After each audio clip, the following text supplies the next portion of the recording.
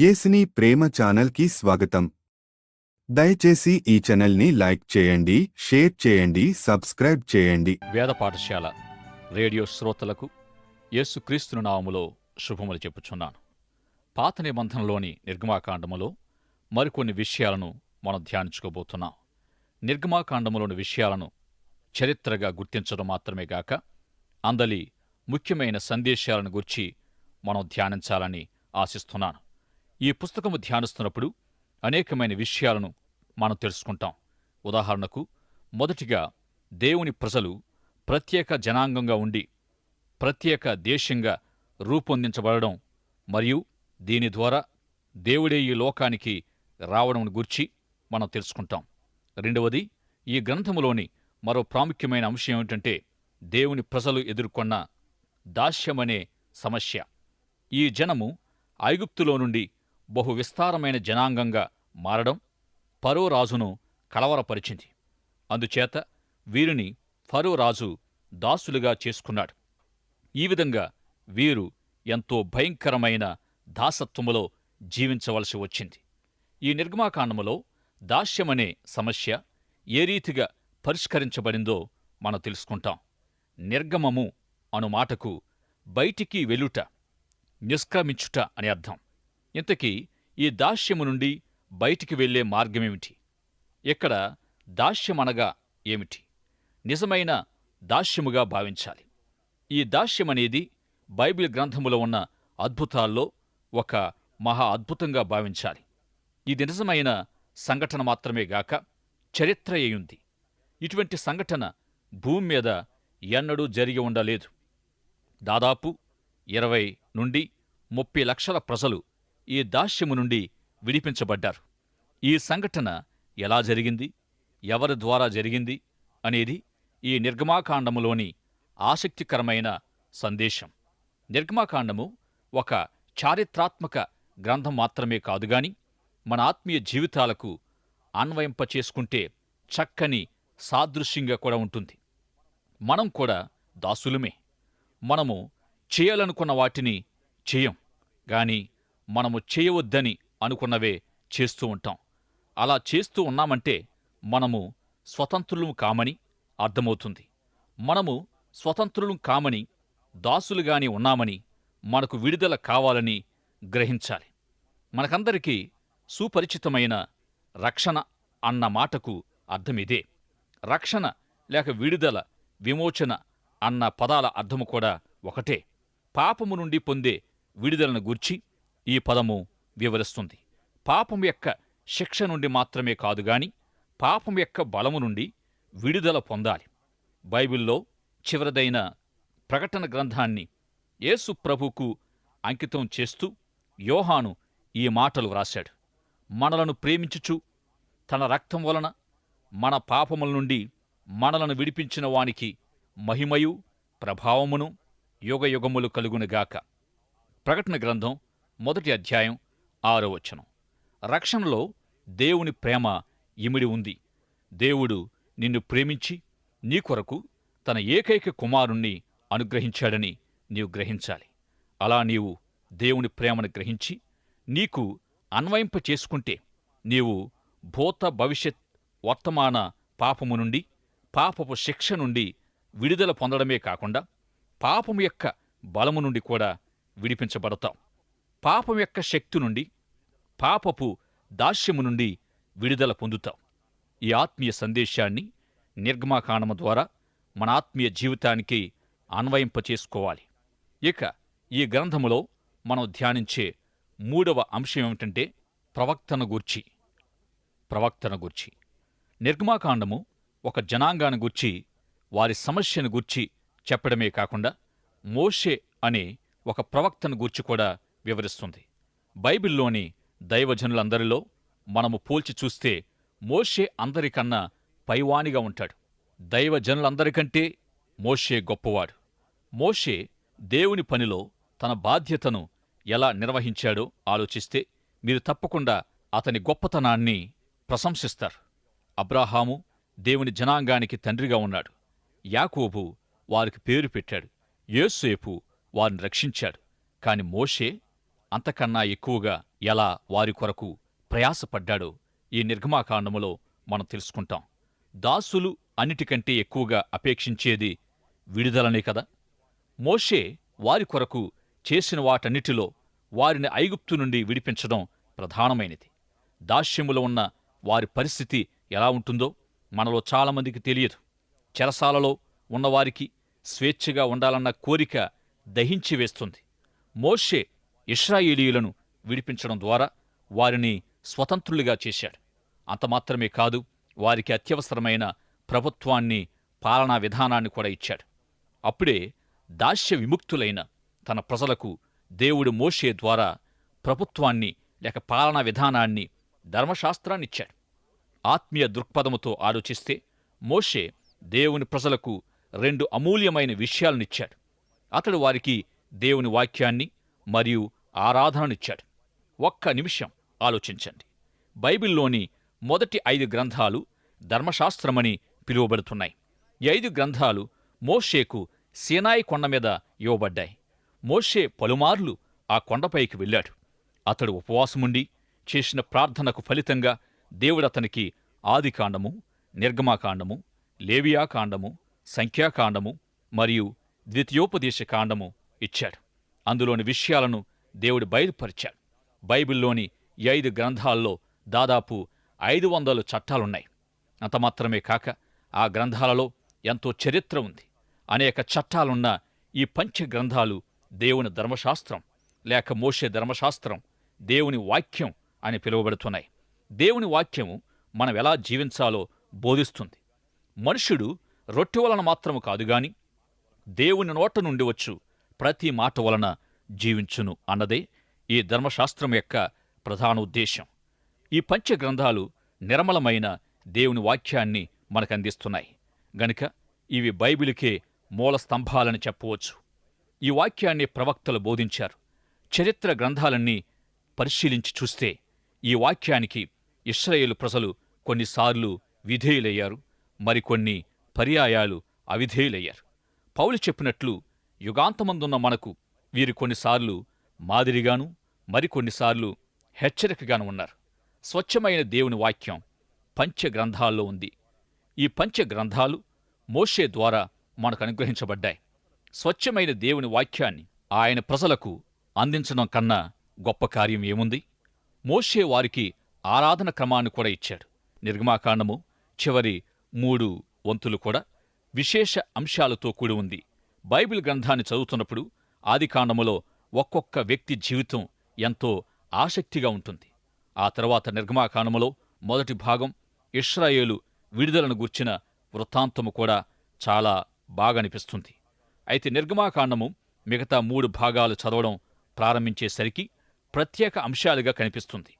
ఒక భవన నిర్మాణకుడు నిర్మాణాన్ని గూర్చిన అంశాలున్న పుస్తకాన్ని ఆ వృత్తిని గూర్చి తెలియని మరో వ్యక్తికిస్తే అతనికి దాన్ని చదవాలన్న ఆసక్తి ఉండదు.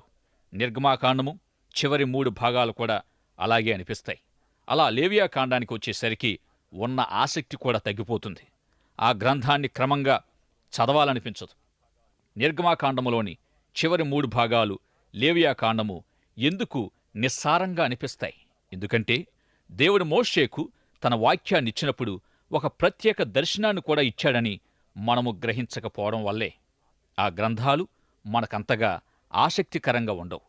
పాపి అయిన మానవుడు పరిశుద్ధుడైన దేవుణ్ణి ఎలా చేరగలడో దేవుడు మోషేకు తెలిపాడు. నిర్గమాకాండములోని మొదటి భాగములో దేవుడు మనల్ని పాప దాస్యము నుండి ఎలా రక్షించగలడో చూపించాడు. చివరి 3 భాగాల్లో రక్షణ యొక్క ప్రాముఖ్యమైన ఉద్దేశాన్ని, ఆరాధనను గూర్చి నేర్పిస్తున్నాడు. మనల్ని మనము ఎరగాలని, మనము దేవుణ్ణి ఎరగాలని దేవుడు కోరుతున్నాడు. మనం ఆయనతో సంబంధం కలిగి ఉండాలని, ఆయన్ని ఆరాధించాలని ఆశిస్తున్నాడు. ఎలా ఆరాధించాలో మనకు తెలియదు గనుక దాన్ని గూర్చిన నియమాలు తప్పక తెలుసుకోవాలి. అపోస్తలులు యేసుతో, ప్రభువా, మాకు ప్రార్థించుట నేర్పుము అని అడిగారు. ఎలా ప్రార్థించాలో వారికి తెలియదు. అనేకులకు ప్రార్థించడం ఎలాగో, ఆరాధించడం ఎలాగో తెలియదు. ఈ దినాల్లో సంఘ ఆరాధన క్రమాలు ఎలా ఉన్నాయంటే, వాక్యోపదేశకులు ప్రజల వైపు వీపును త్రిప్పి ఎక్కువ సమయం ఉంటారు. ఇలాంటి సంఘాలన్నీ ఆనాడు మోషే నిర్మించిన ప్రత్యక్ష గుడారములో అనుసరించిన యూదుల ఆరాధన క్రమం నుండి ఈ పద్ధతులను వారు సంక్రమించుకున్నారు. మనము లేవియాకాండ గ్రంథాన్ని ధ్యానిస్తున్నప్పుడు ఈ విషయాలన్నీ వివరంగా తెలుసుకుంటాం. మోషే నిర్మించిన ప్రత్యక్ష గుడారము ఒక సర్కస్ గుడారముల వివిధ రంగులతో చూడ్డానికి అంతగా ఆకర్షణీయంగా కనిపించదు. అయితే ఈ గుడారములోని ప్రతి వస్తువు కూడా ఒక గొప్ప అర్థముతో కూడినది. అవన్నీ కూడా యేసుక్రీస్తుకు సాదృశ్యంగా ఉన్నాయి. ఈ ప్రత్యక్ష గుడారాన్ని కూలంకషంగా పరిశీలిస్తే మోషే ఇశ్రాయేలుల కొరకు ఎంతగా ప్రయాసపడ్డాడో మనకు అర్థమవుతుంది. అతడు మనకు దేవుని వాక్యాన్నిచ్చాడు. మనం ఎలా జీవించాలో నేర్పించాడు. దేవుని ఎలా ఆరాధించాలో నేర్పించాడు. వీటన్నిటిలో మోషే వహించిన పాత్ర ఎంతో గొప్పది. మోషే జీవితాన్ని గూర్చి ఆలోచిస్తే దేవుని ప్రజలు ఐగుప్తులు ఎదుర్కొన్న దాస్యపు సమస్య, ఆ సమస్య నుండి పరిష్కారము గుర్తుకు రావాలి. వారి విడుదల కొరకు ఒక విమోచకుడు అవసరమయ్యాడు. అందుకు మోషేను దేవుడు పిలిచాడు. ఐగుప్తు దాస్యాన్ని పాపపు దాస్యానికి పోలిస్తే ఇశ్రాయేలు విమోచన రక్షణకు సాదృశ్యంగా ఉంది. ఒక విమోచకునిగా మోషే జీవితం మనకు గొప్ప ఉదాహరణగా, మాదిరిగా ఉంది. నీవు పాపం యొక్క బలము నుండి విడిపించబడమన్నది ఒక గొప్ప అనుభవం. అలా రక్షించబడిన నీవు నీ ద్వారా ఇతరులు రక్షించబడడానికి ఒక ప్రతినిధిగా, సాధనంగా వాడబడడం మరో గొప్ప అనుభవం. నిర్గమాకాండము ఈ విమోచన కార్యాన్ని వివరిస్తే మోషే విమోచకునికి సాదృశ్యంగా నిలిచాడు. మోషే జీవితాన్ని గూర్చి ఒక ప్రఖ్యాత సేవకుడు ఈ విధంగా వ్యాఖ్యానించాడు. మోషే 120 సంవత్సరాల జీవిత కాలాన్ని 3 భాగాలుగా చేయవచ్చును. ప్రతి 40 సంవత్సరాల జీవితములోనూ దేవుడతనికి ఒక పాఠాన్ని నేర్పిస్తూ వచ్చాడు. ప్రతి పాఠాన్ని నేర్చుకోవడానికి అతనికి 40 సంవత్సరాల సమయం పట్టింది.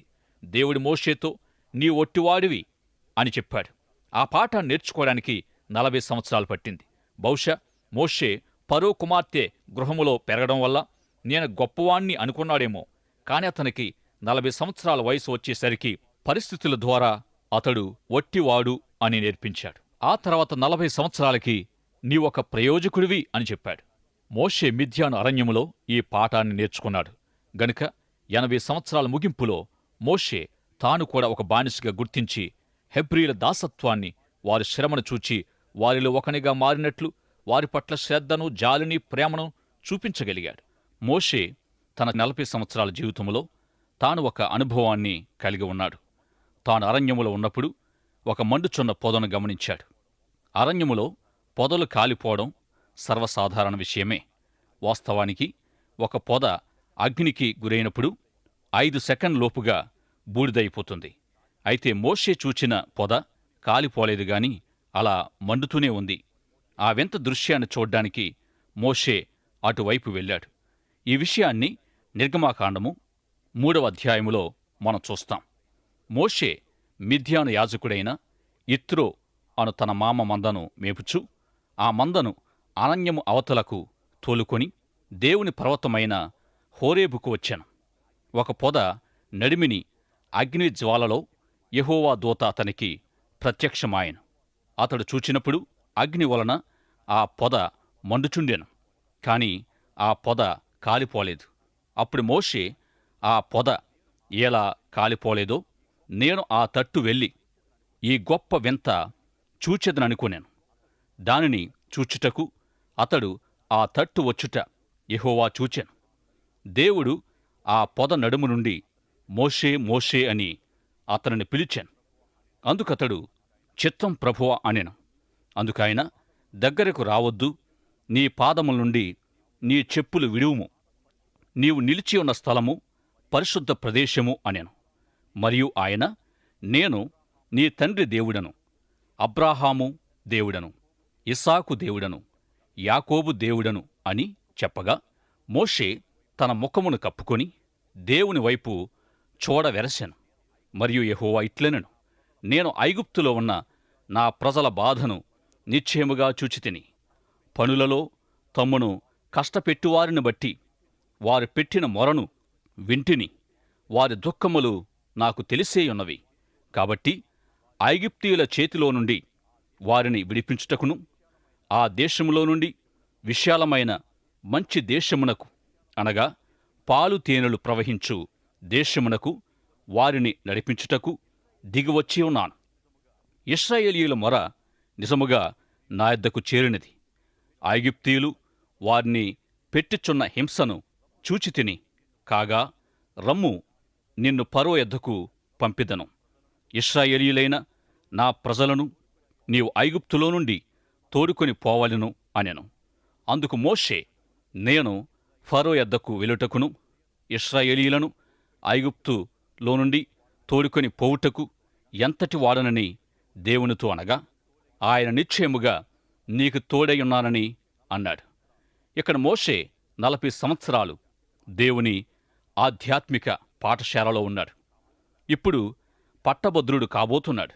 ఇదే విషయము మండుచున్న పొద దగ్గర దేవుడు చెప్పిందేమిటంటే, మోషే, నీవు ఇశ్రాయేలు ప్రజల సమస్యను చూచావు కాబట్టి ఈ పని నీకు అప్పగిస్తున్నాను. చాలామందికి ఇతరుల సమస్యలు తెలియవు. ఒక వ్యక్తి జైలులో గాని వైద్యశాలల్లో గాని ఉండి వస్తే తప్ప అక్కడ ఉన్న సమస్యలేమిటో వారికి అర్థం కావు. దేవుడు మోషేతో, నీవు సమస్య చూచావు, వారి విషయం ఎంతో శ్రద్ధ కలిగి వారిపై జాలి చూపించి వారి సమస్యను పరిష్కరించాలని అనుకుంటున్నావు. నీ ఉద్దేశము చాలా గొప్పది, మంచిది. అయితే వారి శ్రమను చూచి వారిపై శ్రద్ధ చూపించి వారికి ఏదో చెయ్యాలి అని అనుకోవడం ప్రాముఖ్యమైన విషయం కాదుగాని, ఇక్కడ ప్రాముఖ్యమైన విషయం ఏమిటంటే, నేనే వారి సమస్యను చూచాను, నాకు వారిపై శ్రద్ధ, జాలి ఉంది. నేనే వారి సమస్యను పరిష్కరించడానికి, సహాయం చేయడానికి వచ్చాను అని దేవుడన్నాడు. ఈ పరిస్థితిలో మోషే, ఇది చాలా మంచిది, నేను తిరిగి వెనక్కి వెళ్ళి నా గొర్రెలను కాయవచ్చు అని చెప్పి ఉండవచ్చని నీవనుకోవచ్చు. కాని దేవుడు మోషేతో, రమ్ము, నిన్ను ఫరో యొద్దకు పంపెదను, తద్వారా ఈ ప్రజలను విడిపించే వానిగా ఉండగలవని చెప్పాను. అందుకు మోషే, నేను ఎంతటి వాడను, ఎందుకు నన్ను ఎన్నుకున్నావు అని ప్రశ్నించాడు. ఇక గమనించవలసిన విషయం ఏమిటంటే, మోషే జీవితంలోని 240 సంవత్సరాల ముగింపులో మోషే, నీవు సమర్థుడవు అనే పాఠాన్ని దేవుడు నేర్పిస్తున్నాడు. మొదటి 40 సంవత్సరాల జీవితంలో తాను వట్టివాడు అనే సత్యాన్ని మోషేకు దేవుడు నేర్పించాడు.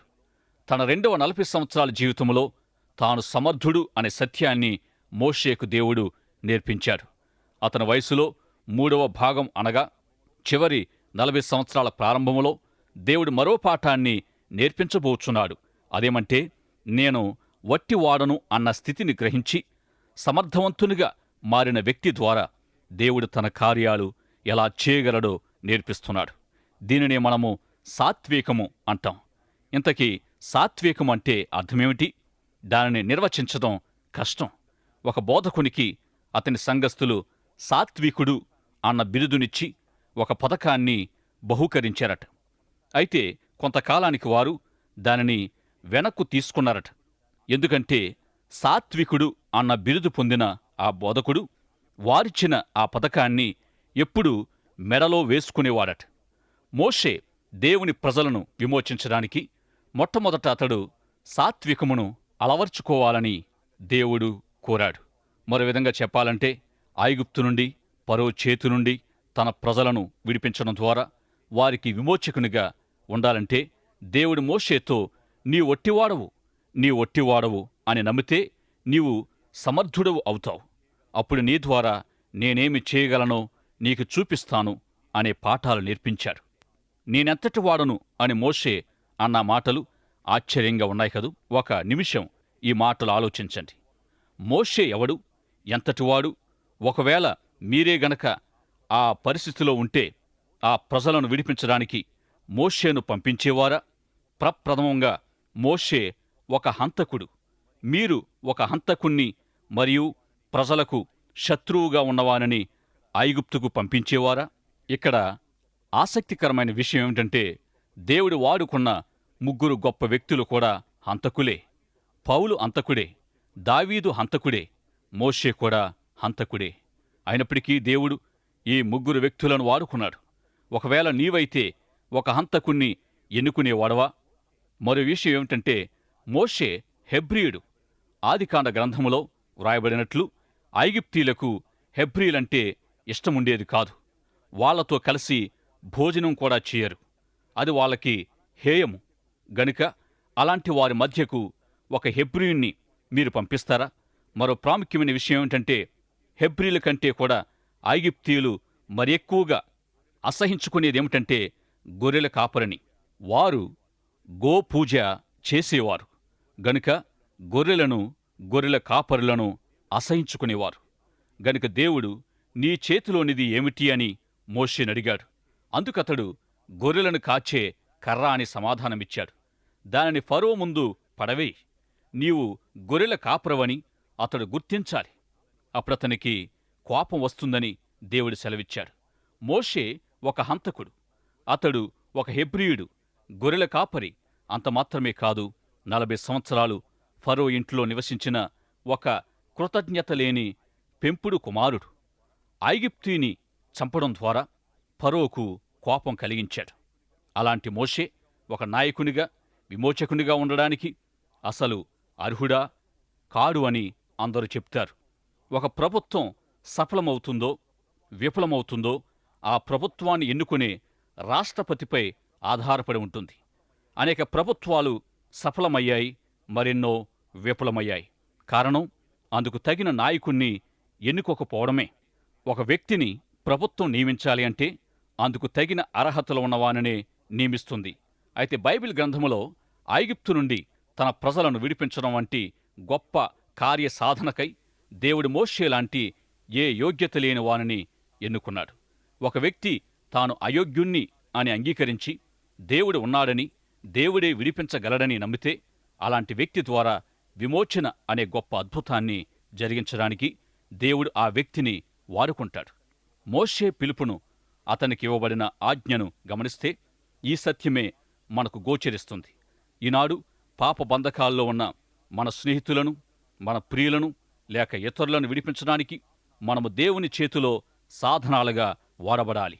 అంటే వారిని విడిపించేది మనము కాదుగాని దేవుడే అనే సత్యాన్ని ఎన్నడూ మరిచిపోరాదు. ఒక వ్యక్తిని క్రీస్తు దగ్గరకు నడిపించాలంటే, వారిని రక్షణ అనుభవంలోనికి తీసుకుని రావాలంటే పరిశుద్ధాత్మ సహాయము లేకుండా ప్రయత్నిస్తే అది సాధ్యము కాదని గ్రహించాలి. నిజముగా అది అసాధ్యమే సుమా. దేవుడు ఒకడే ఆ కార్యాన్ని చేస్తాడు. మోషేను పిలిచిన దేవుడు నిన్ను కూడా ఒక విమోచకునిగా పిలిస్తే తప్పకుండా ఆయన నిన్ను సాత్వికునిగా చేయాలి. నేననుకుంటున్నాను, అద్భుతాలు చేయగల దేవుణ్ణి అర్థం చేసుకోవడమే సాత్వికానికి మంచి నిర్వచనం. బైబిల్లోని ప్రతి పేజీ దీనిని గూర్చి పదే పదే బోధిస్తుంది. దేవుని ఉద్దేశాలను దేవుని ప్రణాళిక చొప్పున చేయడానికి, దేవుని ప్రజల ద్వారా దేవుని శక్తిని వినియోగించడం దేవుని ఉద్దేశం. క్రొత్త నిబంధనలో యేసుప్రభు ఒక చక్కని ఉదాహరణ చూపించాడు. మేడగదిలో తన శిష్యులతో ఉన్నప్పుడు చెప్పిన భావం ఇదే. దేవుడు తన శక్తిని అపోస్తలులకు ఇవ్వడం ద్వారా గొప్ప కార్యాలు జరిగించాలని దేవుని సంకల్పం. ఆయన వారికి ఈ మాటలు చెప్పాడు. మీరు నేను చేసిన వాటిని చేయాలని, నేను మాట్లాడినట్టే మాట్లాడాలని ఉబలాటపడుచున్నారు కదూ. అయితే నేను చేసిన పనులు గాని నా మాటలు గాని నాకును తండ్రికిని ఉన్న అవినాభావ సంబంధము నుండే వెలువడ్డాయి. నేనును నా తండ్రియు ఏకమై ఉన్నాం. నేను చేసిన పనులన్నీయు, చెప్పిన మాటలన్నీయు నేనును నా తండ్రి ఏకమై ఉన్నందువల్ల కలిగిన ఫలితమే. నేను మిమ్మల్ని విడిచి వెళ్ళుచున్నాను. నేను మిమ్మల్ని విడిచి వెళ్ళాక పరిశుద్ధాత్ముడు వస్తాడు. పరిశుద్ధాత్ముడు వచ్చినప్పుడు నేనును తండ్రియు ఏకమై ఉన్నట్లే మీరును ఆయనతో ఐక్యపరచబడితే నేను చేసిన పనులు మీరును చేయడానికి, నేను మాట్లాడిన మాటలు మీరును మాట్లాడడానికి ఆయన శక్తినిస్తాడు. ఎంత ఆదరణకరమైన, ప్రోత్సాహకరమైన మాటలివి! ఏ సాధనము లేకుండా దేవుడు తన కార్యాన్ని చేయడు గనుక దేవుడు మోషేను కనుగొన్నాడు. మోషే, నీ ఒట్టివాడవు, నీ అంతటి నీవే ఏమి చేయలేవని నీవు గ్రహిస్తే నీవు సమర్థుడవుతావు. ఒట్టివాడని గ్రహించడం ద్వారా సమర్థవంతుడిగా మారిన వ్యక్తి ద్వారా నేను చేయబోయే అద్భుత కార్యాలను చూడగలుగుతావని చెప్పాడు. ఇదే నిర్గమాకాండములోని సత్యం. దేవుని కార్యాలను దేవుని ప్రణాళిక చొప్పున చేయడానికి దేవుని ప్రజల ద్వారా దేవుని శక్తిని వినియోగించడం దేవుని యొక్క సంకల్పమయ్యింది. దయచేసి ఈ ఛానల్ని లైక్ చేయండి, షేర్ చేయండి, సబ్స్క్రైబ్ చేయండి.